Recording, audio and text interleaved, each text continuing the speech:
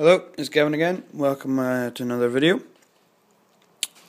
This video is going to be quite short. What I'm going to show you is, as you can see in front of you, is a Harrier. Now, hopefully, well, some of you I know have seen my unboxing of this, and basically I wanted to build it, so I did.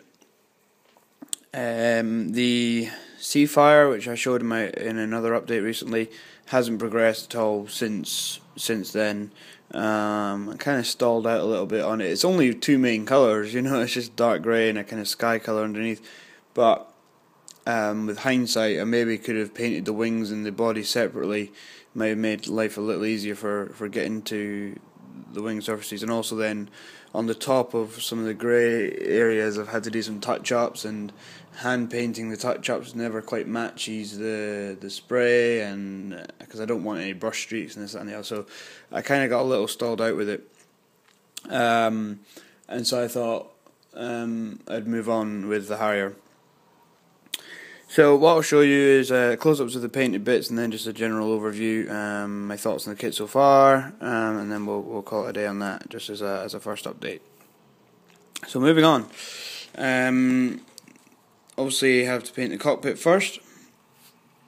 So the ejector seat wasn't that detailed, so I looked at some pictures.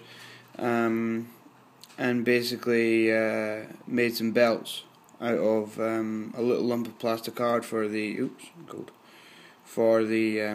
buckle in the middle there, and that's just strips of paper actually.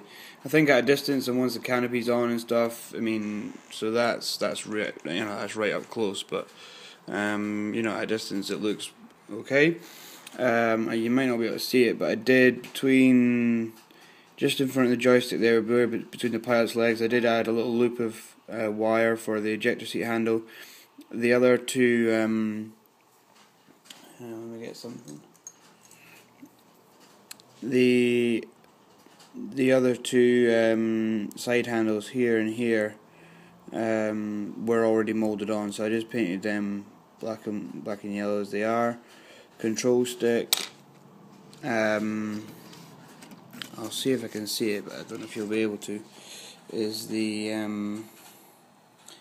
instrument panel is in there, but it's tucked right away. So the multifunction displays have got green on them, but again you can hardly see it. So there's a bit of an ugly gap on here, so I may have to go back and fill that actually. And unfortunately, you don't seem to get any glass for the HUD, which is a bit annoying, and there's quite a big gap down here, which I've already kind of filled, but I might have to actually go and put a bit more on there to smooth that out, because that shouldn't have an obvious seam like that. You can't really see it because they're black still, but let's see if I can get this to focus. No, it doesn't want to. I added a couple of extra wires down the edge of the seats, just for a bit of visual interest. So yeah, hopefully you can see the fan is painted, and the inside of the intakes are painted white at the moment as per the instructions.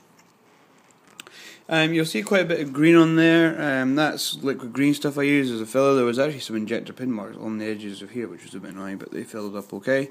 There wasn't really any gaps, but some stuff just required a little run of green stuff. I mean, there's a bit more there because I took a slight chunk out when I was trimming the sprue gate off. So there's no major gaps, no fit issues certainly. Overall it went together really well. I chose, although it's in the landed position, and I will have the canopy open, I chose to put the flaps up actually, just because, I don't know, they didn't seem to fit quite as well, the deployed ones, so I thought I'll put them back up. I mean, once it's landed and stuff, they would retract the flaps anyway, so that's fine. So and there's all the little sensory guns. There's a little light will go on there. I'll stick that on the very end. There is going to be a refueling probe on here, but I forgot to drill the holes from the inside first before I put the fuselage halves together. So I was kind of having to measure and guess where they were going to be, and made a few mistakes, so I've had to fill those back in. I'll need to smooth that off still, but then the refueling probe will be on there. I mean, detail wise, it's a great kit. I mean, so the inside of the air brake is partially painted, but then I've stuck the air brake on, so it'll need repainted. The nozzles are in the down position. Again, there is some gaps on the nozzle because each nozzle's in two halves, so I might have to go and do a bit about that. Bit of filler on the end here, down the underside of the nose. Nothing major. The wheels are weighted, which is nice. Although it doesn't. I had this problem with the Harrier before, but when I was a kid, it doesn't seem to sit on all four. Don't know if you can see this.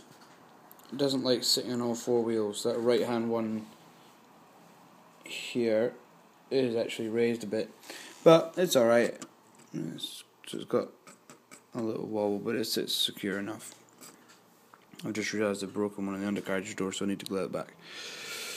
So first steps will be I need to go and get some more primer, so I'll have to prime this, then probably repaint some of the white areas first, mask them off, undercarriage bays, the inside of the undercarriage doors and stuff, all need to be white, mask them off, paint the main colours, and then the details. So yeah, I think it looks really good. As a 1/72 point, it's actually relatively large. I mean, that's kind of next to my hand. It's, you know, decent size actually, and I think it'll look really good when it's finished. So that's just the first update for my Harrier GR. It's going to be, sorry, I'm modelling this as the GR9 version, and it will be painted in the kind of anniversary scheme that comes in the box. So it'll have the grey underside and the two-tone camo on the top, which wasn't how they were deployed in recent years. They were all grey, but that looks a bit boring, frankly. So it's a slight tribute to, you know, the Harriers. They were iconic aircraft, and, you know, without going into political reasons and stuff, it was a shame they got rid of them all. They were by no means past it as an aircraft, I don't believe. So, but that'll do. Let's get on a bit. Thank you for watching. Thank you for listening to my waffle. Sorry I can't seem to do these quickly. But yeah, and thanks to my new subscribers and stuff. That's me over 90, I think, now. So, thanks very much, and I will see you in the next one. Cheers.